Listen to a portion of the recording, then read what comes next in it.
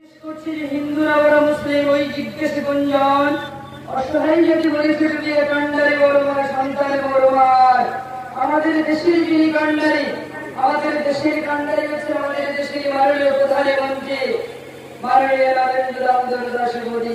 আর এই মাননীয় নরেন্দ্র দামোদর দাস মোদীর প্রকল্পে আপনারা দেখেছেন আমাদের ভারতবর্ষে 130 কোটি মানুষ আমরা আছি।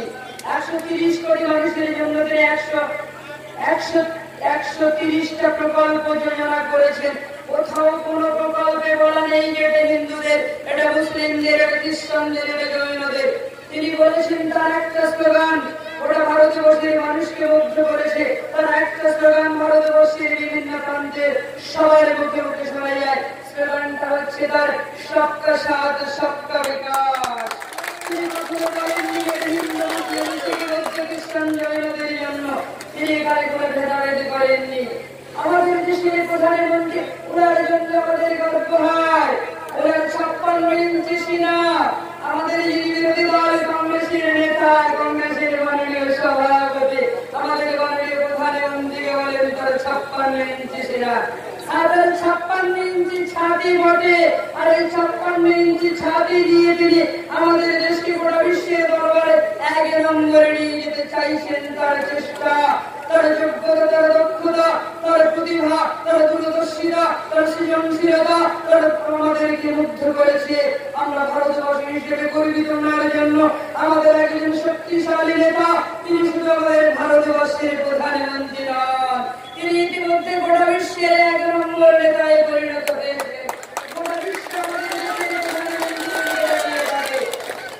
আর একটা কথা আমাদের পাপ্পু বলছেন যে আমার প্রধানমন্ত্রী হওয়ার স্বপ্ন দেখছেন। তিনি কি বলেন আমাদের মাননীয় প্রধানমন্ত্রীকে?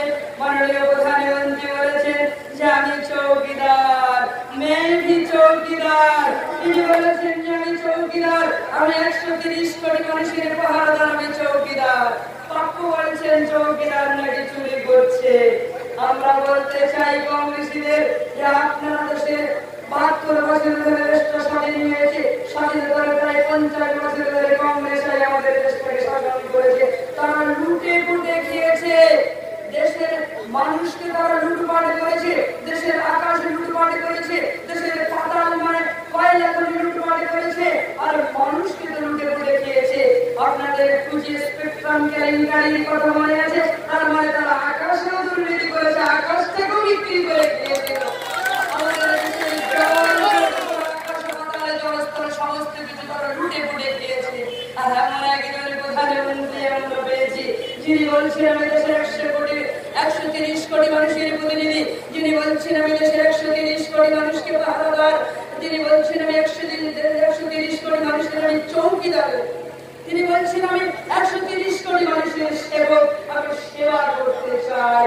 আর 5 বছর ধরে তিনি যে দেশটাকে আমাদের যেখানে নিয়ে গেছেন একটা উন্নতির শিখরে তিনি নিয়ে যেতে চেষ্টা করছেন।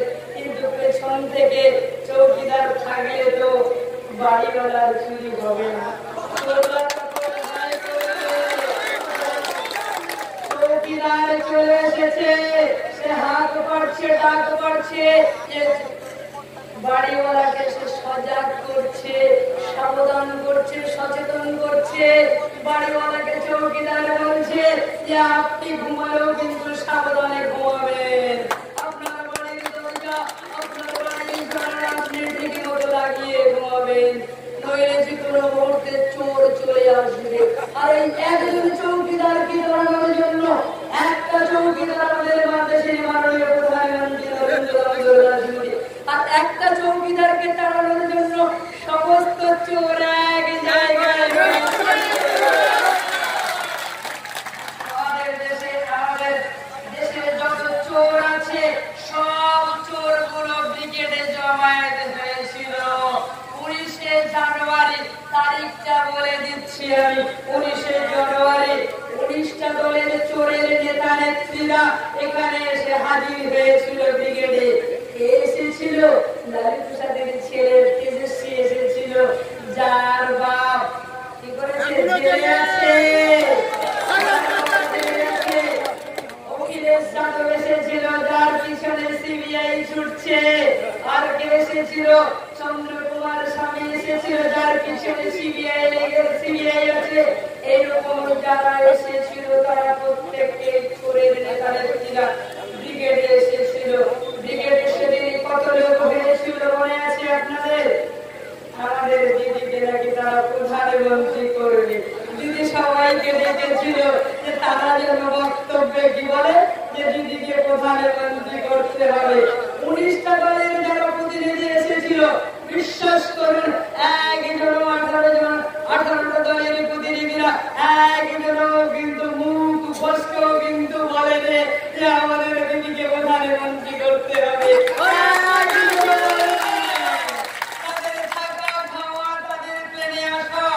সমস্ত খরচ আপনার আমার ট্যাক্সের টাকায় গেল। আমাদের রাজ্যের 10 কোটি মানুষের ট্যাক্সের টাকায় ওখানে মহাভোজ হলো, ডিম ভাত খাইয়েছিল, ডিম ভাত দিয়ে।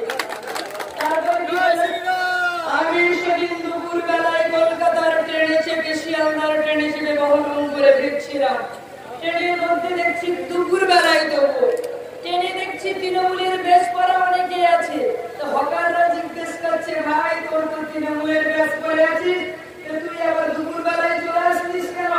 এখনো তো তোর দিদি বক্তব্যই রাখিনি, দিদি বক্তব্য শুনবি না?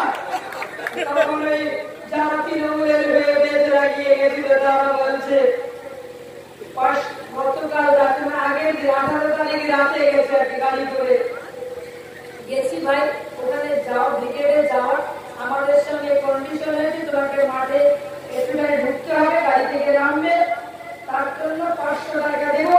500 টাকা আবার তোকে ডিম ভাত খাওয়াবো।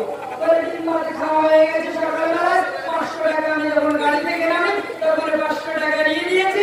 দুটো কাজ আমার হয়ে গেছে। ওর বক্তৃতা কে শুনবে?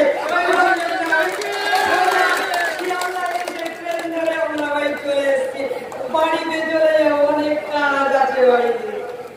আপনারা দেখেছেন ব্রিগেডের জনসভায় যিনি সঞ্চালনা করছিলেন তৃণমূলের সভা, মহাজোট না মহাভোটের সভা, সেই সভায় যিনি সঞ্চালনা করছিলেন তিনি বারবার বলছিলেন কি বলে, আপনারা চিড়িয়াখানার দিকে যাবেন না, চিড়িয়াখানা বন্ধ আছে।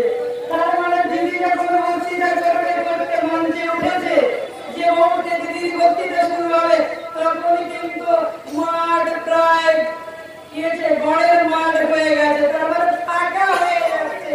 ওর বক্তৃতার কেউ শুনবে না, সবাই চলে যাচ্ছে কোথায়? সবাই চলে যাচ্ছে ভিক্টোরিয়াতে, সবাই চলে যাচ্ছে কোথায়? চিড়িয়াখানায়। যিনি সঞ্চালনা করছিলেন আপনারা ইলেকট্রনিক মিডিয়ায়, টিভি মিডিয়ায়, সোশ্যাল মিডিয়ায় দেখেছেন, শুনেছেন, বারবার করে তাকে বলতে হচ্ছিল যে আমাদের দিদি এখন বক্তব্য রাখবেন, আপনারা কেউ চিড়িয়াখানায় যাবেন না, আপনারা কেউ ভিক্টোরিয়ায় যাবেন না, বন্ধ আছে। চিড়িয়াখানা নাকি বন্ধ ছিল? আদৌ সেদিন চিড়িয়াখানা বন্ধ ছিল না, ভিক্টোরিয়া হাউস বন্ধ ছিল না, এবং আমাদের ইন্ডিয়ান মিউজিয়ামও বন্ধ ছিল না। এতে বোঝা যায় যে ওনার বক্তব্য শুনতে আর মানুষ চাইছে না, ওনাকে মানুষ আর চাইছে না।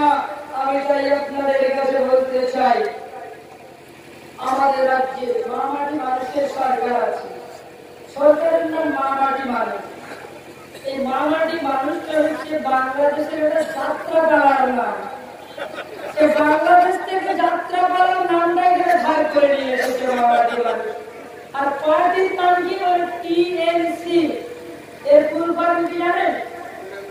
এর ফুল ফর্ম হচ্ছে টিতে টাকা, এনতে মারা, সিতে কমিটি। তার মানে টাকা মারা কমিটি। এদের শুধু একটাই কাজ, দিন রাত 24 ঘন্টায় কার কাছ থেকে তোলাবাজি করা যাবে, সিন্ডিকেটের টাকা, তোলাবাজির টাকা, কারকে ঘর দেওয়ার নাম করে টাকা নেবে, চাকরি দেওয়ার নাম করে টাকা দেবে,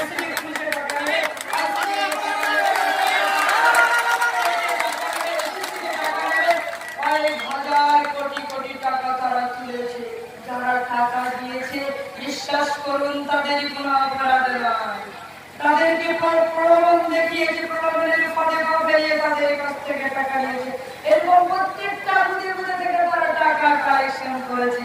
আর জীবিত অবস্থায় তো টাকা কালেকশন করেছে, মরে গেলেও কিন্তু আপনার কাছ থেকে টাকা আদায় করবে। কিভাবে